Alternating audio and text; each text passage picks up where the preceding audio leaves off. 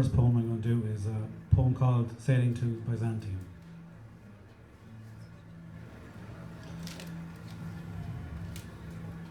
That is no country for old men, the young in one another's arms, birds in the trees, those dying generations, all at their song. The salmon falls, the mackerel crowded seas, fish, flesh or fowl, commend all summer long. Whatever is begotten, born and dies.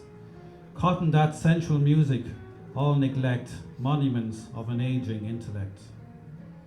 An aged man is but a paltry thing, a tattered coat upon a stick, unless soul clap its hands and sing, and louder sing, for every father in his mortal dress.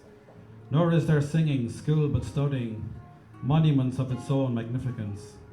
And therefore I have sailed the seas and come to the holy city of Byzantium.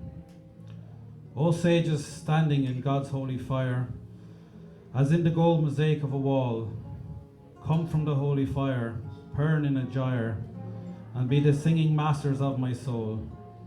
Consume my heart away, sick with desire, and fasten to a dining animal, it knows not what it is, and gather me into the artifice of eternity. Once out of nature I shall never take my bodily form for my natural thing, but such a form as Grecian goldsmiths make of hammered gold and gold enamelling, to keep a drowsy emperor awake, or set upon a golden bough to sing to lords and ladies of Byzantium, or what is past, or passing, or to come.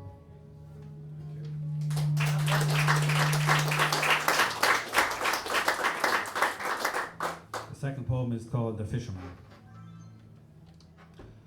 Although I can see him still, that freckled man who goes to a grey place on a hill, in grey Connemara clothes, at dawn to cast his flies.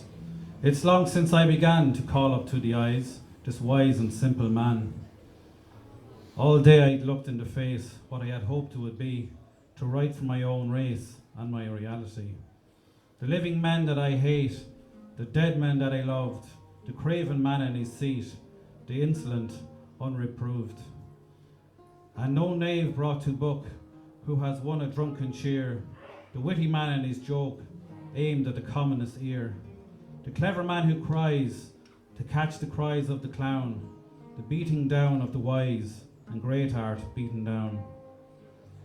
Maybe a 12 months since, suddenly I began, in scorn of this audience, imagining a man on his sun-freckled face and grey Connemara cloth, climbing up to a place where the stone is dark with froth, and the downturn of his wrist when the flies drop in the stream, a man who does not exist, a man who was but a dream, and cried, before I am old, I shall have written him one poem maybe as old and passionate as the dawn.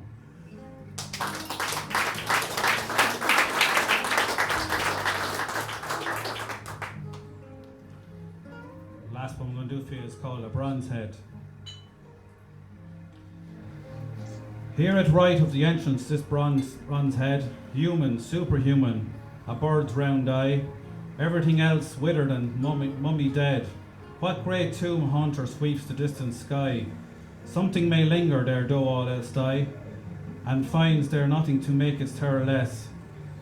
Hypersteria passio of its own emptiness. No dark tomb hunter once, her form it full, as though with magnanimity of light. Yet a most gentle woman who can tell which of her forms has shown her substance right. Or maybe substance can be composite, profound MacTaggart thought so, and in a breath, a thoughtful, held the extreme of life and death. But even at the stirring post, all sleek and new, I saw the wildness in her and thought, a vision of terror that it must live true, had shattered her soul. Propinquity had brought imagination to that pitch where it casts out, and that is not itself. I had grown wild, and wondered, murmuring everywhere, my child, my child.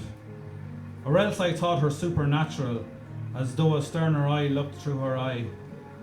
On this foul world it its decline and fall, on gangling stocks grown great, great stocks run dry, ancestral pearls all pitched into a sty, heroic reverie mocked by clown and knave, and wonder what was left for massacre to save.